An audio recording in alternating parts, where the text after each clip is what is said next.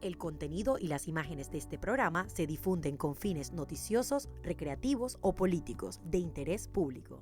Además, los comentarios, opiniones y expresiones de sus presentadores, invitados y productores de este programa son responsabilidad exclusiva de ellos y no representan ni deben interpretarse como la opinión de este canal.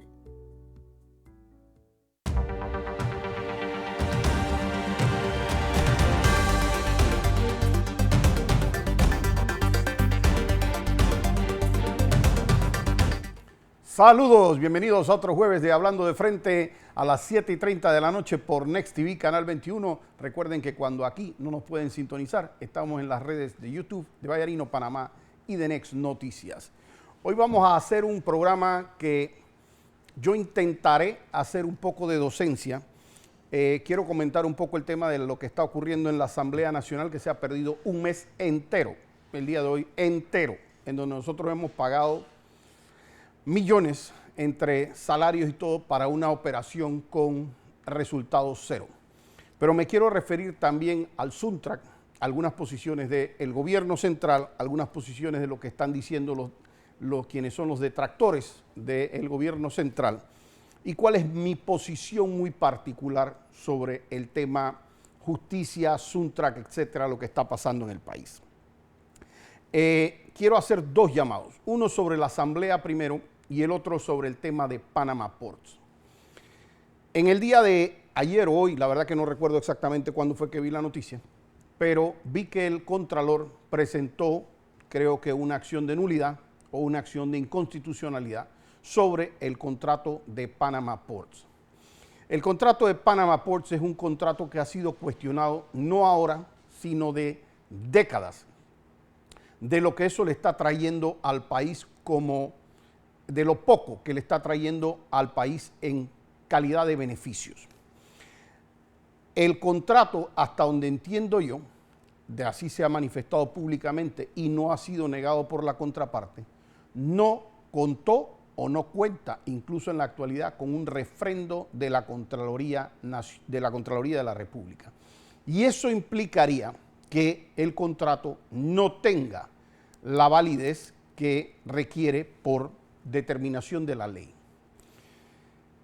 Se ha presentado una acción ante la Corte y aquí viene mi primer cuestionamiento y llamado a la Corte.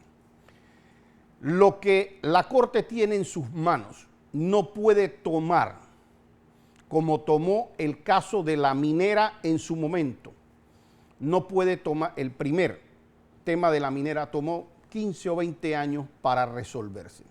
Y eso trae problemas para cualquiera de los dos lados. Me refiero al Estado y me refiero a la empresa. Y señores, ustedes pueden, en algún momento dado la Corte Suprema de Justicia tiene que entender que ellos son como uno de los tres órganos del Estado y que dice la Constitución que deben actuar en armónica colaboración.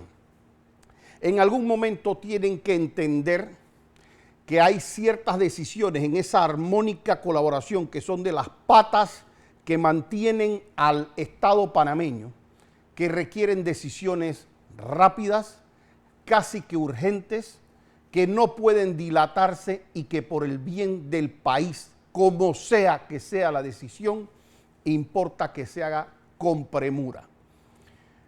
Si usted es el gerente de una tienda y a usted le dicen de repente, oiga, mira, es que ahí la pared se está medio despintada.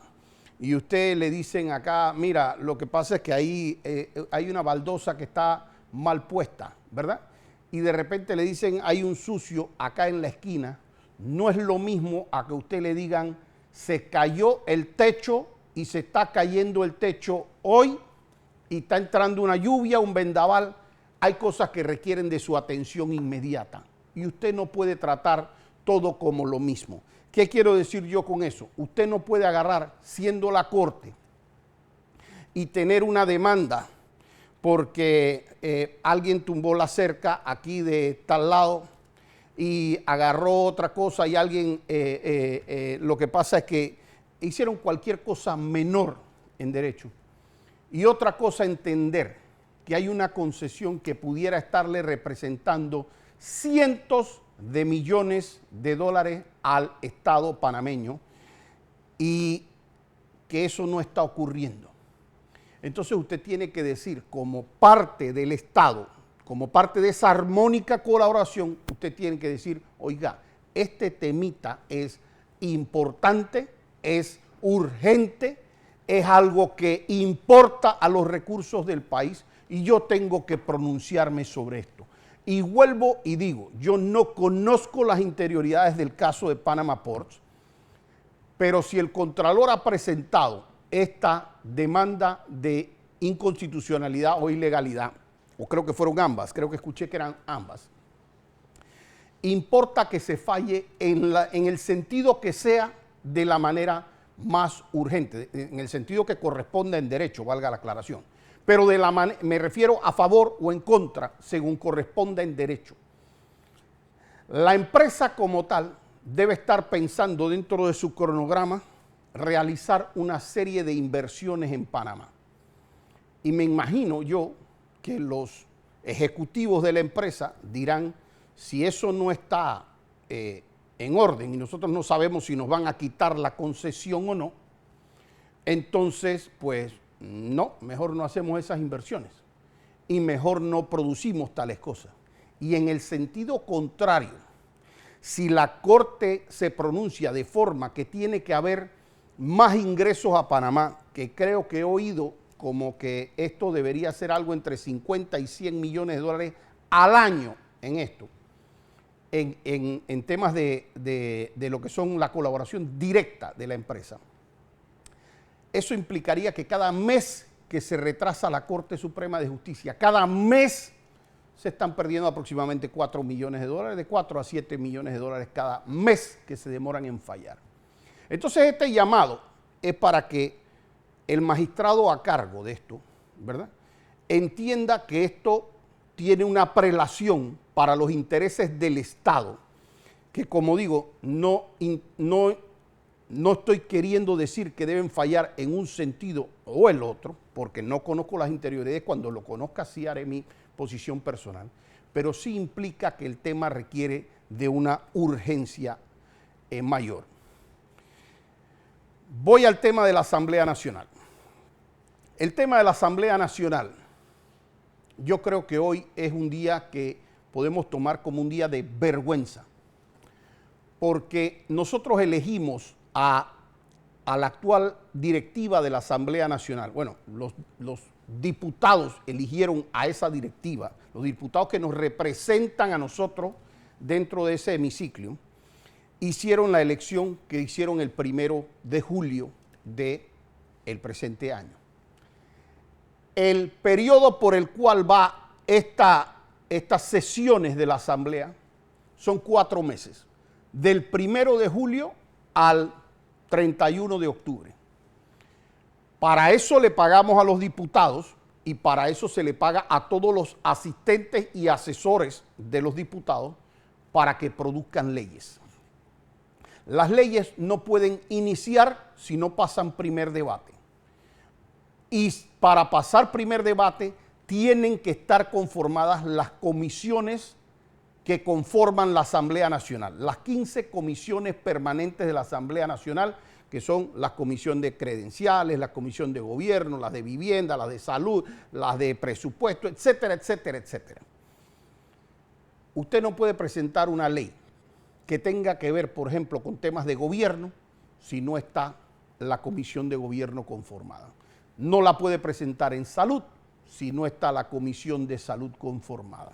Usted no puede presentar traslados de partidas que muchas veces son importantísimos para temas desde médicos, educativos, de seguridad, etcétera, si no está conformada la comisión de presupuesto. Entonces esto no es un juego. Y esta nueva mayoría que se escogió en la Asamblea el 1 de julio, tenía una misión que era conciliar en esa Asamblea. Hoy escuché a los muchachos de Vamos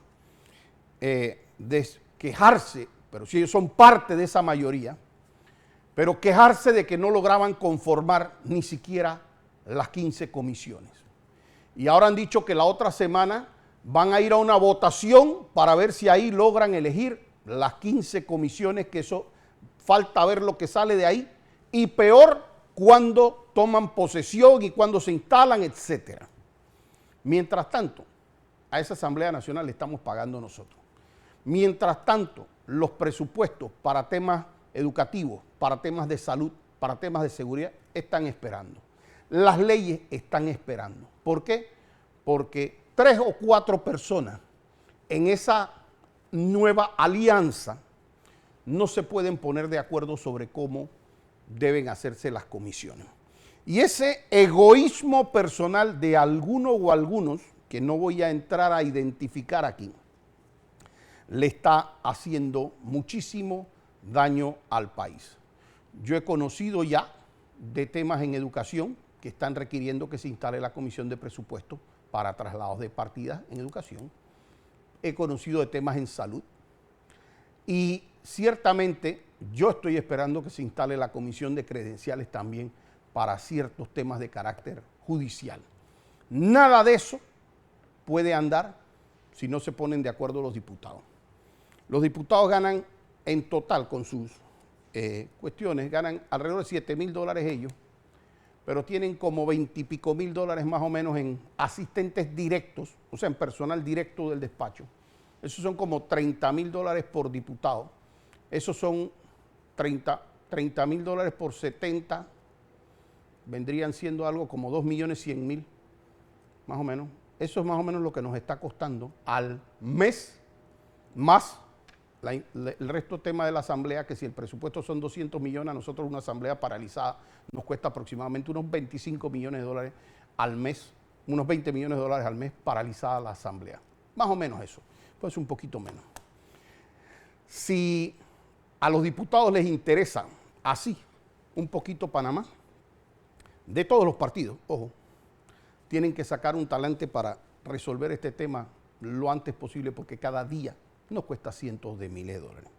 Ahora sí quiero entrar en el tema central y quiero referirme al tema Suntrax. Mucha gente me dice a mí, mira, tú tienes que pronunciarte sobre el tema de Suntrax. Y yo, claro que me voy a pronunciar sobre el tema de Suntrax. De hecho, cuando aquí se dio la detención del señor Genaro López y un juez lo ordenó ir a prisión, yo me pronuncié en contra de eso. Muy firme en contra de eso, porque yo no creo en los excesos judiciales. Pero ahora bien, yo sí quiero hacer una aclaración, porque primero es difícil defender a una persona que agarra la televisión y el comparativo que hace, y me refiero específicamente al señor Saúl Méndez, trata de hacer un comparativo con Ricardo Martinelli y dice que Ricardo Martinelli está condenado y entonces él está en Colombia. Saúl Méndez es abogado también, aparte de estar en el sindicato. Y él, y yo, y todos los abogados de este país sabemos cómo se dio el juicio a Ricardo Martinelli. Y de hecho, si yo tuviera que decir algo en lo que yo no estoy de acuerdo con el gobierno, y debo decir que yo, digamos que respeto tener posiciones distintas, no las comparto.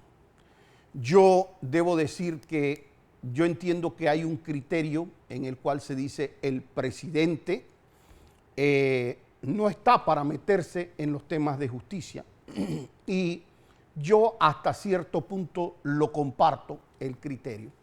Sin embargo, tanto el presidente como yo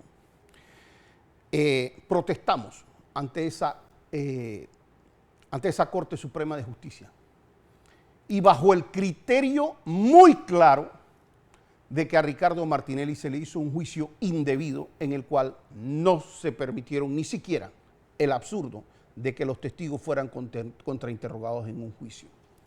Entonces, si el criterio personal de uno es que aquí se metió la política para eliminar a un candidato presidencial, y de hecho lo lograron, y el criterio de el criterio íntimo, porque esto no se trata de que es que se trata de un amigo mío, de un compañero de fórmula, nada. No, el criterio personal es que se metió la mano en la justicia para un juicio absurdo, acelerado, violando términos de casación, etcétera, etcétera, para robarse una presidencia de la República. Si ese es mi criterio personal, yo debo entender que tiene que darse situaciones que, así como hubo situaciones que causaron temas políticos, va a haber que hacer las adecuaciones políticas en leyes, etcétera, que permitan revertir esa injusticia que se sufrió y que se está claro que fue por motivaciones políticas. Entonces yo le quiero decir al señor Saúl Méndez, él no está corriendo para ningún puesto político. Ricardo Martinelli estaba corriendo para presidente de la República. Hoy lo oí decir, y fue un punto que yo creo que corre en contra de él. Él dice, yo me metí en la embajada cuando todavía no había una orden de aprehensión. Entonces, si él se metió en la embajada cuando no había una orden de aprehensión, ¿cómo él me va a hablar a mí entonces de que es un tema de persecución? Y yo no es que descarto que haya, porque los he conocido, que haya fiscales, que haya hasta jueces, etcétera, que quieran en su momento congraciarse con lo que ellos entienden que es una, digamos, un querer, o alguien, bueno, no, el presidente no gusta de él, así que yo me voy a congraciar con eso. Pero eso no significa, uno, ni que él sea culpable, en efecto, no, porque yo respeto la presunción de inocencia, pero eso no significa tampoco que hay una persecución instaurada desde el órgano ejecutivo. Y yo paso a explicar. A mí me dicen, ¿es legal o no que le quiten el tema de la cooperativa al Suntrack? Y esa respuesta a esa particular pregunta tiene un enorme depende. Es lo mismo a que cuando aquí me dijeron si se cerraba un banco, si aquí, porque aquí han intervenido bancos, han cerrado bancos, le han caído por temas de blanqueo de capitales a bancos y por fraudes bancarios también. Y si a mí alguien me dice, oye, ¿puede llegarse aquí y cerrar un banco? Tú le dices, no, pero tiene una palabra que se llama depende. Si los hechos por los cuales se da ese cierre es porque están vinculados a temas de blanqueo de capitales, etcétera, el cierre es correcto. Si se da por un capricho personal de alguien, entonces no es correcto. Yo desde hace 2 programas he dicho aquí, y es más, lo ofrecí, este programa particularmente, para quien quiera venir a explicar este tema por parte de la defensa. En la defensa, por lo menos de Genaro López, hay colegas que saben que son amigos, que los aprecio y que perfectamente les daría yo tarima a ellos y a los que no conozco tampoco para que expliquen su punto de vista. Y por supuesto, yo voy a cuestionar lo que yo a nivel de comunicación entienda que puede haber un sesgo dentro de la información jurídica que me pueden estar dando. Pero decir, si yo, el comunicador, voy a salir a decir, oye, es que yo creo que hay una persecución, por eso yo pienso que los primeros que tendrían que estar dando los insumos para decir si esto se trata de una persecución, serían los abogados defensores. Nosotros, cuando tuvimos el caso de Ricardo Martinelli, dimos lo que consideramos eran los insumos para que el pueblo decidiera si estábamos o no ante una persecución. Y así nosotros decíamos, este fue el único señor, el único en Panamá al que no se le ha imputado jamás. No lo imputaron, lo juzgaron sin imputarlo. Nosotros decíamos, esta es la única persona a la que se ha violado el término de 1 año de detención provisional. Esta es la única persona a la que no le llevan los testigos protegidos a juicio, a los que le permiten a los testigos variar el testimonio dentro de un expediente y no permitir que la defensa lo contrainterrogue, al que le cambiaron el término de casación, al que nos escondieron los expedientes y los filmé en la corte, a ellos escondiéndome el expediente y a la propia secretaria de la sala penal diciendo que por instrucciones superiores no estaban. O sea, nosotros salimos a decir, aquí le pagaron a un testigo protegido, aparecieron las filmaciones en las computadoras de Picuiro. Nosotros no nos quedamos callados. Y no nos quedamos callados porque si estábamos diciendo hay una persecución política que la puede decir quien le dé la gana, nosotros queríamos decir, señores, ustedes quieren saber si hay persecución política, ahí están los Varela Leaks, ahí están las actuaciones que está haciendo la procuradora, ahí está lo que están diciendo los testigos protegidos, ahí está el testigo protegido Euro 14 que dice que se lo llevaron a la presidencia y cómo lo sometieron allá para que diera sus versiones. Nosotros tratamos de sustentar cada punto porque no es solamente salir a decir es que hay persecución política porque el presidente no gusta de mí. Yo, si algún día tengo una persecución política de cualquier presidente o de cualquier gobierno o de cualquier procurador o de cualquier miembro de la Corte, yo voy a salir a decir cuáles son esas irregularidades procesales para que entonces los que no estamos en el expediente nos podamos pronunciar. Y cuando yo vi, por ejemplo, que a Genaro López, un juez, le desconoció el tema de tener 70 años, las enfermedades, el haberse presentado voluntariamente, etcétera, y dijo, tú vas para la cárcel. Yo en este programa me opuse a eso porque me tocaba oponerme, porque eso es lo que con cualquiera persona no se debe hacer. Ahora, el presidente de la República al día de hoy no ha nombrado un solo magistrado de la Corte Suprema de Justicia. Se mantienen los magistrados que puso Nito y los magistrados que puso Varela. Eso es lo que hay en la Corte Suprema de Justicia. Y esos son los únicos jefes de ese juez. Así que lo que yo digo es que si alguien se quiere congraciar o algo, tendría que hacerlo porque el Ejecutivo no tiene una línea directa. No es que yo soy ciego y es que yo no sé que aquí en este país hay formas que se pudieran hacer las cosas, pero a mí no me toca especularlas. Le toca de nuevo a la defensa establecer cuáles son las líneas. No me refiero ahora mismo a la de Genaro, me refiero a la defensa en general de las distintas personas para decir qué es lo que le están haciendo de absurdo, de irregular, qué es lo que no es igual al otro, si es que no le permiten un testigo, si es que no le hicieron esto. Entonces, que el señor Saúl se haya ido a la embajada antes de que saliera tan siquiera una orden de aprehensión, por lo menos al día de hoy, él no ha dicho, oye, es que no le permitieron a mi abogado ver el expediente, oye, es que no permitían que se recibieran testigos, oye, es que yo metía tal recurso y me dijeron que no, es que agarrar... No, esa parte no ha salido. Y vuelvo y repito y quiero dejarlo con la más absoluta firmeza. El señor Saúl Méndez tiene derecho a la presunción de inocencia. Lo que cada quien piense o no, eso es un criterio personal, pero como derecho institucional tiene derecho a la presunción de inocencia y eso se respeta. Pero de ahí, así mismo como él tiene derecho a la presunción de inocencia, quien acuse a otro de las persecuciones, llámese al procurador, llámese al juez, llámese a los fiscales, llámese al presidente, llámese al ministro o a quien quiera, también está obligado a probar eso. Porque es que si no, entonces entra en el campo de la especulación lo que se está dando.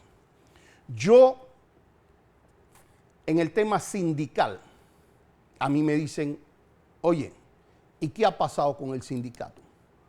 Y yo tengo que decir, falta ver bastante lo que aquí se está dando en la rama penal.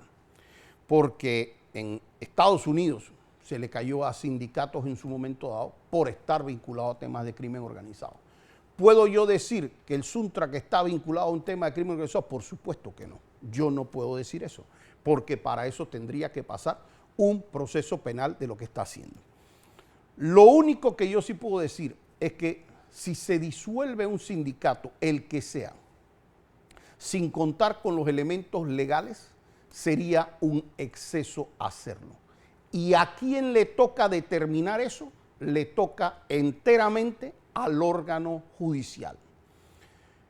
La ministra de Trabajo ha iniciado una acción en la cual ha dicho que le va a probar a un juez, porque de eso se trata, de pruebas, y no, que el Sindicato Único de Trabajadores se estaba utilizando para fines distintos a los cuales, por los cuales fue creado, y adicional, entiendo yo que se ha hablado de ilegalidad en la actuación de algunas personas. Si la ley permite que por la ilegalidad de algunas personas en su directiva se elimine un sindicato, puede ser que la ley lo permita, entonces es posible que haya que revisar la ley. Porque lo que debería pasar es que las personas tengan una responsabilidad legal y que el sindicato como tal reformule o siga siendo. Ahora, ¿cuál es la finalidad de un sindicato? Y aquí yo sí comprendo el malestar, porque uno no puede ser ciego. Y yo muchas veces decía, cuando aquí estaba el tema de Bukele, que a Bukele se le había ido la mano en pollo en muchas cosas, pero algunas cosas las estaba haciendo de corazón, porque esas o se hacen así o no se corrigen. Y él verá cómo las hace dentro del marco de la ley, porque es que si no, claro que le rebotan el día de mañana como un boomerang. Fíjense que yo acabo de regresar ayer de Colombia, estaba esta semana nuevamente allá, y a mí en lo personal me dolió mucho la condena que se hizo contra el expresidente Uribe. Y realmente me hizo como reflexionar a veces cómo la ingratitud puede ser hasta jurídica, pero la ingratitud de incluso aunque haya algo en la ley, cómo una ingratitud legal y procesal puede acabar con alguien que, por lo menos desde mi óptica, y respeto a quien piense distinto a mí, fue un presidente que salvó a Colombia. Para mí ese señor, yo veo Colombia desde chico, veo cómo estaba antes de Álvaro Uribe y veo cómo está después de Álvaro Uribe, y eso fue un antes y un después. Bukele, si Bukele sale del poder, es posible que enfrente situaciones legales, porque cuando se sale del poder, y si él logró que sus actuaciones se encuadraran en el marco legal, pues creo que también Salvador tiene un antes y un después. No sé, realmente no sé si Bukele se termine salvando el día de mañana de actuaciones, y también espero que, a pesar de lo bueno que ha hecho por El Salvador, permita que la democracia en El Salvador se siga desarrollando. Yo creo que el Suntrack no puede tener un blanco y negro, porque no es un blanco y negro. Porque cuando uno ve algunas conquistas que ellos lograron para sus trabajadores, algunas de estas conquistas son positivas, incluso en la escala salarial, etcétera, una serie de cosas. Yo soy un fiel creyente que hace unos años, cuando ciertas cosas se salen de balance y se paraban proyectos y se hacían cuestiones, ya terminaban por afectar al propio trabajador, porque entiendan que cada construcción que yo paro, cada construcción que yo cierro, es un montón de trabajadores que terminan afectados. Son ellos los que terminan en su momento dado, aparte, por supuesto, del empresario. Sin embargo, y pienso que si alguien es sincero en sí, consigo mismo, tendría que decir que hubo muchos momentos en donde yo decía, esta lucha del Suntrack no tiene nada que ver con beneficios para sus trabajadores. Y uno podía decir, bueno, se están metiendo ciudadanamente y están tratando de hacer esas cuestiones. Y uno tiene que analizarlo, porque esto es un equilibrio, esto es un balance. Y uno tiene que decir, oye, está bien, pero son un sindicato y son panameños también, así que pueden opinar sobre otros temas de carácter nacional. Pero aquí sí vamos a hablar sincero. y no quiero hablar de un sindicato en general porque me parece mucha generalización, pero sí de lo que hicieron algunos dirigentes de ellos. Tuve momentos en donde yo, particularmente, no podíamos salir de la casa, hijas pasaron escuela, etcétera, porque estaban en su pelea y la pelea era radical. Era o se hace lo que nosotros decimos o aquí no se abre una calle. Y no se abre una calle significaba aquí no se trabaja, aquí no se va a la escuela, aquí no se paran las mercancías, se quiebran empresas, lo que sea, no importa si nosotros lo decimos y si no, pues aquí hay piedra, etcétera. Aquí hubo situaciones de fuerza en su momento que yo critiqué también, porque me parece que la protesta tiene que tener límites, sí o sí tiene que tener límites. Y también sí me parecía imprudente, por lo menos en este caso, y ojo que cuando aquí se dio el tema de la minería, yo siempre pensé que la minería no fue tanto el contrato o lo que se hubiera podido cambiar del contrato o lo que se hubiera podido negociar distinto en el contrato, pero la minería, la forma en que lo llevó la Asamblea, 1 día, 2 días, 3 días, sanción, publica en Gaceta, eso generó un efecto de indignación de la población, que estoy bastante convencido, pudiera equivocarme, que si hubieran pasado algunos meses en esa discusión, no sé si se hubiera aprobado o no, pero no hubiera causado esa explosión que se dio. Pero en este particular debate de la Caja del Seguro Social, que no sé si sacamos una ley mediana, medio buena, medio mala, pero lo que yo sí puedo decir es que en mis 53 años de edad, esa es la ley más debatida que yo he conocido en mi vida en la Asamblea Nacional. Esa ley se pasó como 9 meses discutiendo. Y las posiciones en su momento dado de algunos dirigentes fue eso no, eso no, eso no. Pero ahí estaba la comisión diciendo para ver que sí, pues. Ok, eso no, pero dime que sí. Y esas propuestas no salieron. Y de repente se empezaron a dar aquí algunas condiciones en el país en donde ellos sentían, bueno, hay gente, claro, que está en desacuerdo con la ley del seguro, mucha gente está en desacuerdo con la ley del seguro y otros están de acuerdo. Y otros, como yo digo, no saben todavía qué posición tienen y otros no les importa. Pero cuando ellos vieron que el tema no está, yo de repente veía, y nos vamos a oponer también a Río Indio. Oye, pero eso todavía no se está viendo y es un tema del canal y todavía nadie ha sacado ni una propuesta. ¿A qué te estás oponiendo tú? Si eso todavía no está ni siquiera en el tapete. Entonces tú lo que estás es revolviéndome. No, y también nos vamos a oponer a las bases militares. Ok, opongámonos a las bases militares y yo me opongo también a la base militar, pero dime dónde está la primera base militar. Y donde esté la primera base militar y donde me enseñen los tanques con los gringos, allá ténganlo por seguro y graben esto que yo voy de primero a oponerme a eso. Pero no te me vengas a oponer a una base militar que no exista, no te me vengas a oponer a un proyecto de Río Indio que todavía no se ha definido, e incluso mezclando con tema de minería que tampoco todavía se ha discutido cuál es la propuesta que tiene el Ejecutivo sobre eso. Y eso me decía, cuando se daban estos cierres de calle, que entonces lo que nosotros tenemos ya no es una protesta social, sino es una extorsión en las calles de o se hace tal cosa o nosotros debilitamos un gobierno. Y vuelvo y digo, pese a que yo jamás, y óigase ese jamás con mayúscula, pueda avalar que se utilice el sistema de justicia para aniquilar adversarios, no quiere decir que yo no entienda que si dentro de que se pusieron los faroles sobre ellos, sobre ciertas personas, porque se ponen los faroles, tienen prendido el país, empieza a aparecerle información o empiezan a haber expedientes incluso de 2 años atrás que podían hacer, no significa que yo digo que no debe haber un proceso. Claro, debe haber un proceso sin excesos, sin mezclarlo una cosa con la otra, pero no se puede decir que no puede haber un proceso.